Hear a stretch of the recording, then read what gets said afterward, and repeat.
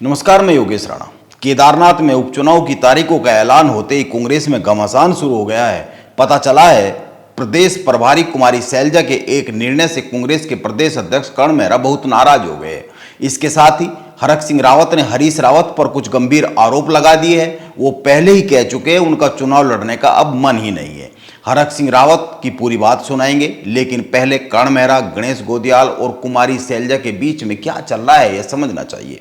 कर्ण मेहरा के सुझाव पर प्रदेश प्रभारी कुमारी शैलजा ने 11 अक्टूबर को केदारनाथ उपचुनाव के लिए 2 ऑब्जर्वर नियुक्त किए। इनमें कांग्रेस के खटीमा से विधायक भुवन कापड़ी और झबरेड़ा से विधायक वीरेंद्र जाति। यह चिट्ठी जारी होते ही उत्तराखंड कांग्रेस में घमासान मच गया। कांग्रेस का एक गुट इस चिट्ठी से असंतुष्ट हो गया। इसके 4 दिन बाद कांग्रेस की प्रदेश प्रभारी कुमारी शैलजा ने एक दूसरी चिट्ठी जारी कर दी, जिसमें केदारनाथ उपचुनाव के लिए ऑब्जर्वर के तौर पर 2 नाम और जोड़ दिए गए। इनमें सीनियर ऑब्जर्वर के तौर पर गणेश गोदियाल का नाम और ऑब्जर्वर के तौर पर बद्रीनाथ से विधायक लखपत बुटोला का नाम। इस दूसरी चिट्ठी को जारी करने से पहले कर्ण मेहरा से बात नहीं की गई। कर्ण मेहरा को विश्वास में नहीं लिया गया। इस तरह की बात कांग्रेस के भीतर से आ रही है। जब यह दूसरी चिट्ठी जारी हुई, उस वक्त कर्ण मेहरा धारचूला में गुंजी के दौरे पर थे। उनसे कोई संपर्क नहीं किया गया। प्रदेश प्रभारी की इस चिट्ठी से कर्ण मेहरा नाराज हो गए। बताया यह जा रहा है कर्ण मेहरा ने अपनी नाराजगी प्रदेश प्रभारी कुमारी शैलजा और सह प्रभारी सुरेंद्र शर्मा के सामने रख भी दी है। अब सवाल उठता है, गणेश गोदियाल तो केदारनाथ क्षेत्र के कांग्रेस के सबसे बड़े नेता है, इसीलिए उनको ऑब्जर्वर नियुक्त करने से कर्ण मेहरा पर फर्क क्या पड़ रहा है? आप कुछ बातों पर गौर कीजिए। जब केदारनाथ पैदल यात्रा का दूसरा चरण चल रहा था, उस वक्त कर्ण मेहरा और गणेश गोदियाल के बीच में कुछ मतभेद उभरे। कई सारी खबरें छपी। इस यात्रा को समाप्त करने के बाद कर्ण मेहरा और गणेश गोदियाल ने कई सारे इंटरव्यू दिए और इन इंटरव्यू में कर्ण मेहरा ने बहुत ही साफ साफ कहा केदारनाथ सीट पर टिकट के दावेदार मनोज रावत को केदारनाथ पैदल यात्रा को सीरियस लेना चाहिए था। कर्ण मेहरा ने यह भी कहा कि उनको हरिद्वार से चलना चाहिए था। मनोज रावत 300 किलोमीटर की यात्रा में बामुश्किल 2 या 3 किलोमीटर ही चले। यह बात कर्ण मेहरा ने बहुत ही साफ साफ कही, यानी बहुत ही साफ है कर्ण मेहरा मनोज रावत की टिकट की दावेदारी पर बहुत सवाल खड़े कर रहे हैं। वह मनोज रावत के बहुत पक्ष में तो दिखते नहीं है। आप कर्ण मेहरा के इंटरव्यू का वो अंश सुन लीजिए, जिसके बाद गणेश गोदियाल पर बात करेंगे। गणेश गोदियाल ने उस समय क्या कहा था? मनोज रावत जी को सीरियसली लेना चाहिए था, उनको हरिद्वार से चलना चाहिए था। भाई अगर पॉलिटिकल फ़ायदे की बात है तो उन्हीं को होना था सबसे ज़्यादा। उनको हरिद्वार में इंक्लूड होना चाहिए था, उनको पूरे रास्ते साथ चलना चाहिए था। वो बमुश्किल पूरे 200 या ये अब तो 300 हो गया, 300 किलोमीटर में बमुश्किल 3 किलोमीटर चले हैं पैदल। भाई खुद राजनीति में कोई किसी को परोस को कुछ नहीं देता सर।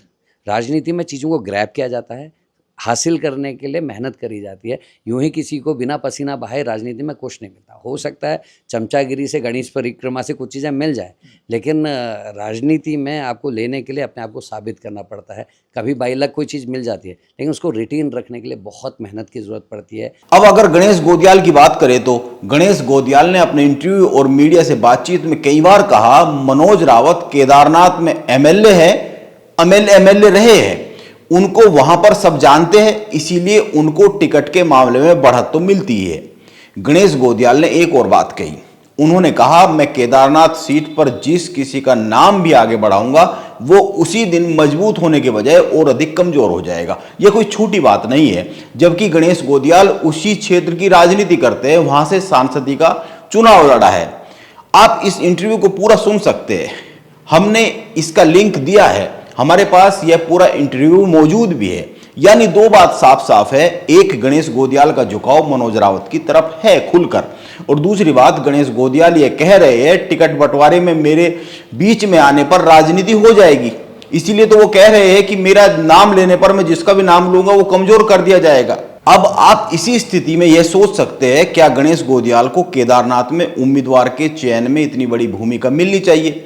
जो भी उम्मीदवार तय होगा उसको तो वहां पर उसकी जीत के लिए लगाया ही जाना है। यानी कि जो भी उम्मीदवार कांग्रेस वहां पर तय करेगी, कर्ण मेहरा वहां काम करने ही वाले हैं। लेकिन उम्मीदवार के चयन में मनोज रावत की तरफ उनका इतना झुकाव दिखता है, इसीलिए सवाल खड़े हो रहे हैं। और क्या कर्ण मेहरा एक जो कि पार्टी के प्रदेश अध्यक्ष है कांग्रेस के, क्या कर्ण मेहरा किसी ऐसे उम्मीदवार को चुनेंगे जो कांग्रेस की हार का कारण बने, कांग्रेस में गुटबाजी का उभार ना आए, इसके लिए कांग्रेस के ये सीनियर नेता कुछ करते हुए दिखते नहीं है।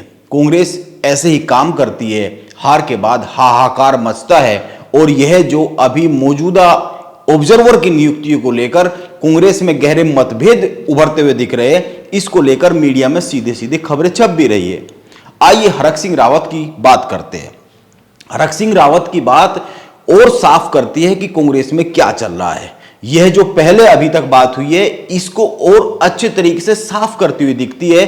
कांग्रेस में क्या चल रहा है इस तस्वीर को पूरी तरीके से साफ कर देती है। हरक सिंह रावत की बात, हरक सिंह रावत का बयान सुनना चाहिए सबसे पहले। तो इसलिए मैं बहुत इंटरेस्टेड नहीं हूं। हाँ, किसी को लड़ाएंगे, पार्टी जिसको लड़ाएगी उसके लिए। और मैं एक चीज बता दूं मैं आपको, कोई और लड़ाएगा चुनाव तो उसके लिए पूरी कांग्रेस लगेगी। मैं लड़ूंगा तो मैं भाजपा से तो लड़ूंगा।